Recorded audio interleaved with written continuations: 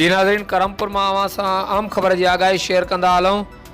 करमपुर भरिसां Shergarh चिज़लाबाद link road वटि तेज़ मिट्टी ऐं हवा के तूफ़ान सबबि 132 kV SKR 6 जी मेन लाइन जो पोल किरी पियो आहे, जंहिंजे करे गुज़िरियल ॾींहुं शाम खां करमपुर ऐं भरपासे जी बिजली मुअतल आहे।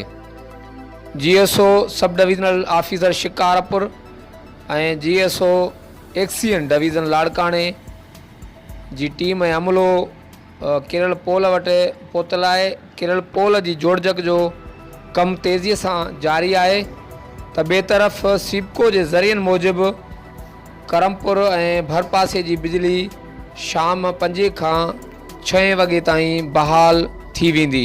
जी नाज़रीन, करमपुर मां अवां सां आम ख़बर जी आगाही शेयर कंदा हलूं। करमपुर भरिसां शेरगढ़ चिज़लाबाद लिंक रोड वटि तेज़ ऐं मिट्टी ऐं हवा जे तूफ़ान सबबि 132 kV SKR 6 जे मेन लाइन पोल किरी पियो आहे, जंहिंजे करे करमपुर ऐं भरपासे जी बिजली गुज़िरियल शाम 6 वॻे खां मुअतल आहे। कैमरामैन टीम सां गॾु Javed Usman Bijani, JTN web news, Karampur.